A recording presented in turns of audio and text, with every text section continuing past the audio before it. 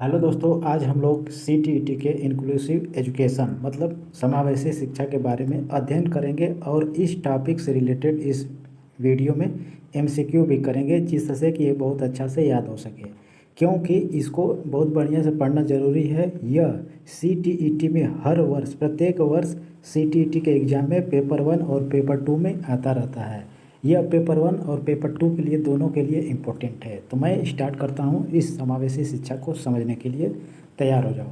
सबसे पहले समावेशी शिक्षा ये होता क्या है।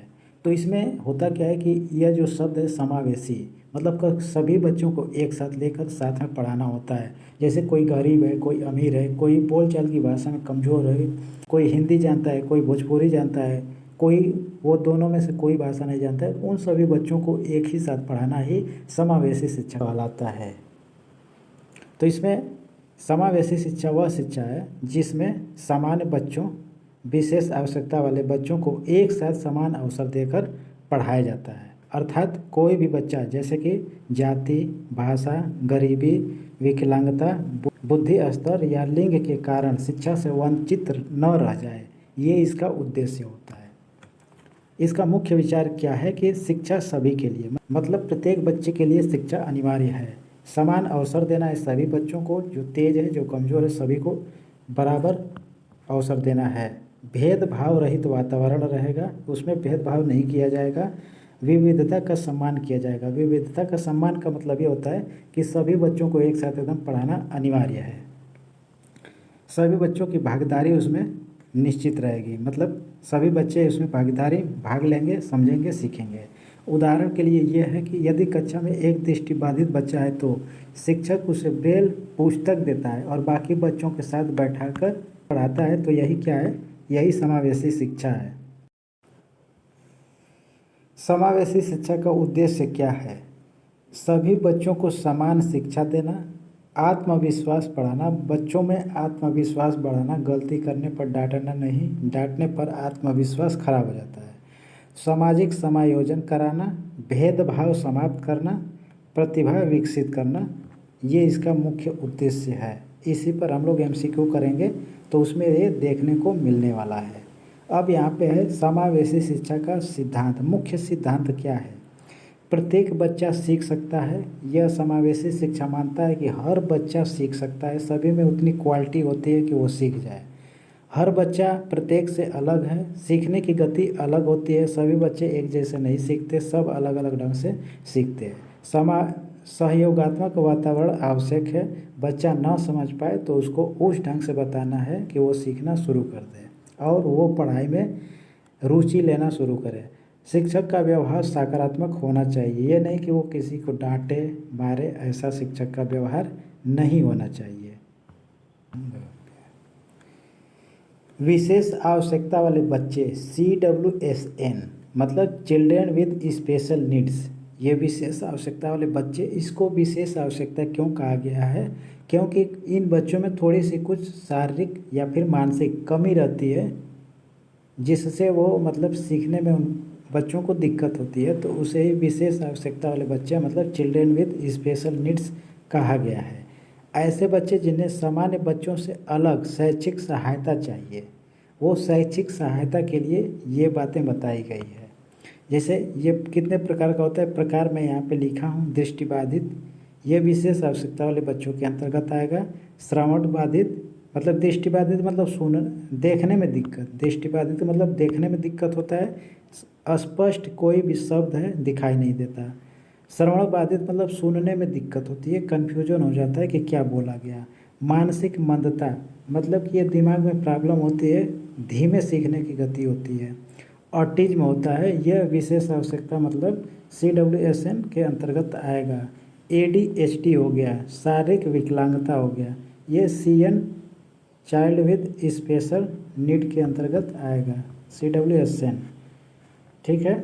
लर्निंग डिसेबिलिटी मतलब सीखने में अक्षम, ये चीज़ें हो गया। उदाहरण है इसका कि जिस बच्चे को सुनने में कठिनाई हो और श्रवण संबंधित उपकरण की ज़रूरत पड़ती है, वो सब CNWSN के अंतर्गत आता है। नेक्स्ट पॉइंट है लर्निंग डिफ़िकल्टीज। अधिगम कठिनाइयाँ, मतलब बच्चों में सीखने की समस्या होती है। लर्निंग डिफ़िकल्टीज़ क्या होता है कि जब बच्चा सामान्य बुद्धि होने के बाद भी पढ़ने लिखने गिनने में कठिनाई महसूस करे तो वह अधिगम कठिनाइयाँ उसे कहा जाता है। यह किसी प्रकार का रोग नहीं है, ये रोग नहीं माना जाता है, ये प्रॉब्लम है थोड़ी सी, कुछ टाइम के लिए होता है। जैसे इसमें डिसलेक्सिया है। डिसलेक्सिया में क्या होता है कि पढ़ने में कठिनाई, बालक जो है बी को डी पढ़ लेता है, जैसे फिर वो समझना शुरू कर देता है तो कन्फ्यूजन ख़त्म हो जाता है, बी को बी और डी को डी ही पढ़ेगा बाद में। तो ये कुछ समय की प्रॉब्लम होती है, अस्थायी होता है। नेक्स्ट है डिसग्राफिया, लिखने में समस्या, बालक लिख ही नहीं पाता है।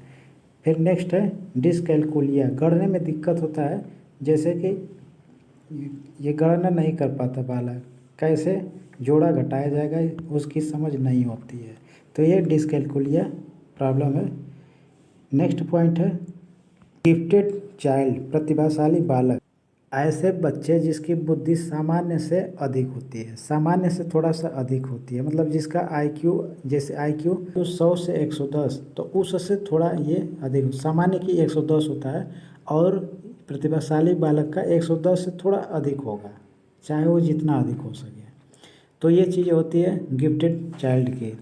इसकी विशेषता क्या होता है कि जल्दी सीखेगा, किसी भी चीज़ को जब सिखाया जाता है स्किल को तो जल्दी सीख जाएगा, याद करने की क्षमता बहुत तेज होगी, तीव्र स्मरण शक्ति होता है, रचनात्मक सोच होता है, रचनात्मक सोच और जिज्ञासु होता है, कोई चीज़ जानने का इच्छा रहता है, नेतृत्व क्षमता उसमें होता है, और आईक्यू सामान्य से मतलब 120 प्लस या 130 प्लस हो सकता है, सामान्य से अधिक होगा।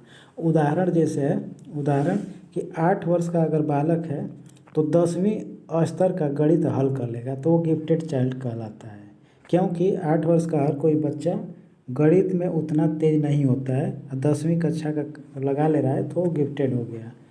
धीमे सीखने वाला बालक मतलब मंद गति से सीखने वाला बालक, ऐसे बच्चे जो सामान्य बच्चों की तुलना में धीरे सीखता है तो वह मंद बुद्धि धीमे सीखने वाला बालक कहलाता है। कारण क्या है कि कमज़ोर वातावरण रहता है, कमज़ोर वातावरण, सीखने का पर्यावरण उसके घर पे नहीं रहता है या फिर जहाँ भी रहता है वातावरण अच्छा नहीं रहता है सीखने का, कम प्रेरणा उसको कम मिल पाता है, स्वास्थ्य समस्या रहता है, कम अभ्यास, सीखने का अभ्यास नहीं हो पाता है। तो इसका उपाय क्या होगा?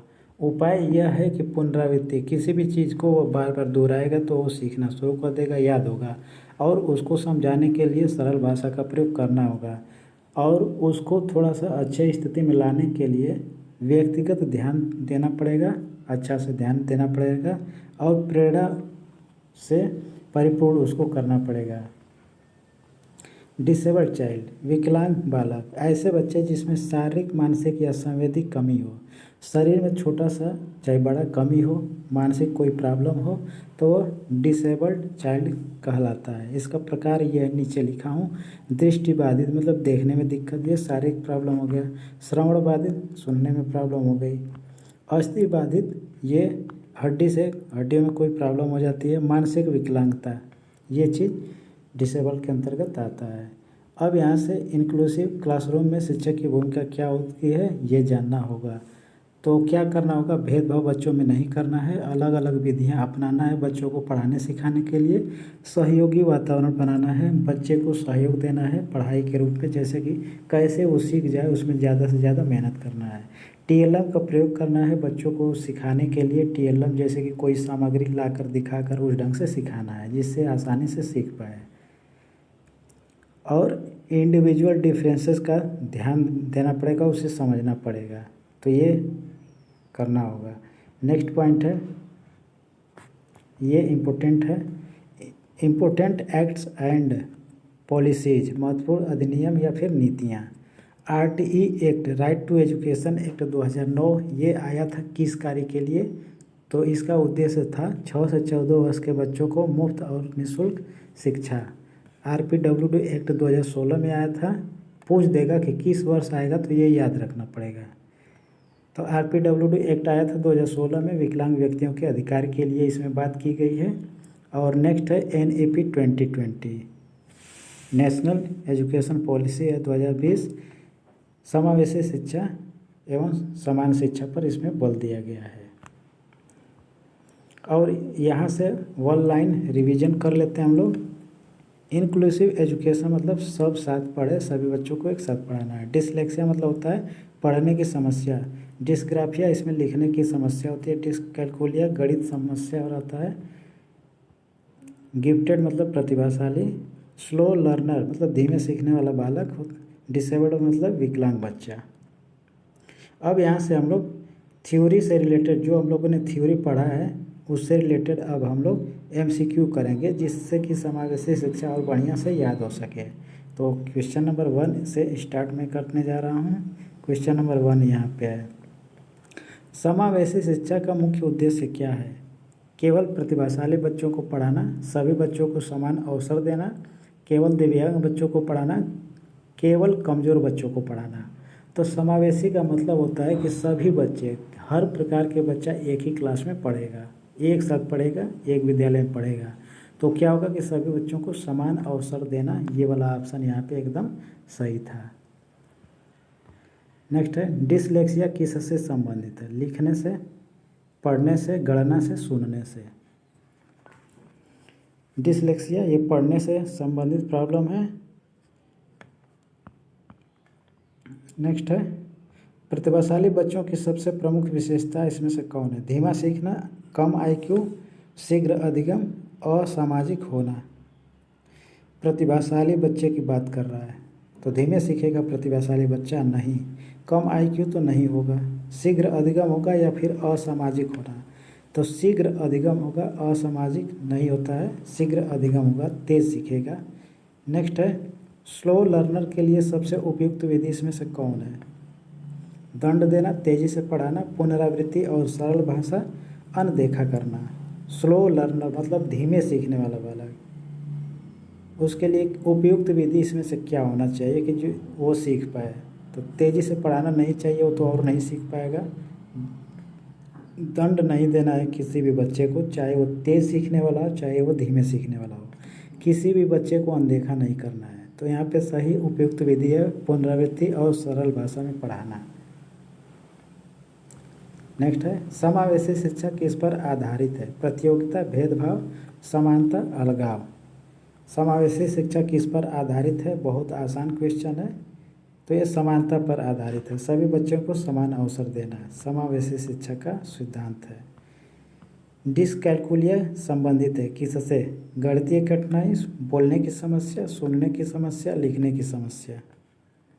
डिसकैलकुलिया, कैलकुलेशन मतलब कि गणना करना, तो कैलकुलिया से ही समझ लेना कि कैलकुलेशन की बात हो रही है। कैलकुलिया, ठीक है। तो इसमें कैलकुलेशन मतलब कैलकुलेशन किस में किया जाता है? गणना संबंधी, गणित संबंधी कार्य होगा ना, तो इससे संबंधित प्रॉब्लम है तो डिसकैलकुलिया कहा जाता है। तो यह गणितीय कठिनाई होता है। ऑप्शन नंबर फर्स्ट करेक्ट हो जाएगा। एक दृष्टिबाधित बच्चे के लिए उचित साधन इसमें से कौन है?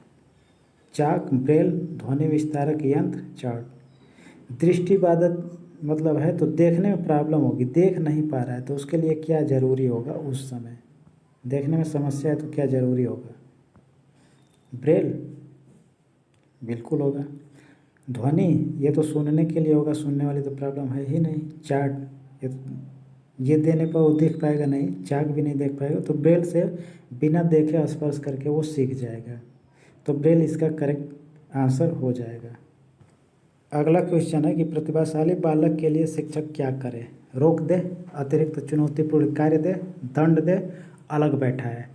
जब पेडागोजी या फिर सीडीपी के या फिर किसी भी सब्जेक्ट के जब ऐसे क्वेश्चन आता है तो बालक की कभी गलती नहीं देना है, बालक की गलती नहीं मानना है, ठीक है। तो बालक की जिसमें गलती रहेगा वो ऑप्शन तो कट जाएगा। तो प्रतिभाशाली बालक के लिए शिक्षक क्या करेगा? रोक देगा, रोकने वाली बात नहीं होगी। दंड देगा, नहीं दंड देना है, चाहे वो किसी भी बालक की बात हो। अलग नहीं बैठाना है। अतिरिक्त चुनौतीपूर्ण कार्य देना चाहिए जब वो प्रतिभाशाली है तो। नेक्स्ट है, समावेशी कक्षा में शिक्षक होना चाहिए कठोर, पक्षपाती, संवेदनशील, उदासीन। तो उसमें कठोर रहेगा तो पढ़ाई हो पाएगी नहीं। पक्षपाती, पक्षपात करेगा कमज़ोर तेज में, गरीब अमीर में, बोलचाल में नहीं। उदासीन नहीं होगा, संवेदनशील होगा, ठीक। तो सी ऑप्शन इसका सही आंसर हो जाएगा। निम्न में से कौन विशेष आवश्यकता वाला बच्चा नहीं है? बहरा, प्रतिभाशाली बच्चे, डिसलेक्सिया से ग्रस्त बच्चा, सामान्य बच्चा। विशेष आवश्यकता वाला बच्चा इसमें से कौन नहीं है? विशेष आवश्यकता पे बस आवश्यकता पे ध्यान देना है कि वह बच्चा जिसे किसी न किसी चीज़ की ज़रूरत पड़ेगी सीखने के लिए। तो बहरा है तो उसे किसकी ज़रूरत पड़ेगी? मतलब कि कान से सुनने के लिए मशीन की ज़रूरत पड़ेगी। बहरा है तो नहीं होगा। प्रतिभाशाली बच्चा है तो भी ये विशेष आवश्यकता वाला बच्चा के अंतर्गत आएगा। डिसलेक्सिया, डिस्कैल्कुलिया, डिस्ग्राफिया अगर है तो वो भी विशेष आवश्यकता वाला बच्चा के अंतर्गत आएगा। सामान्य बच्चा जो है विशेष आवश्यकता वाला बच्चा के अंतर्गत नहीं आएगा, उसे किसी भी प्रकार की कोई समस्या नहीं है। तो बस दोस्तों इतना ही था आज के इस वीडियो में। मिलते हैं नेक्स्ट वीडियो में।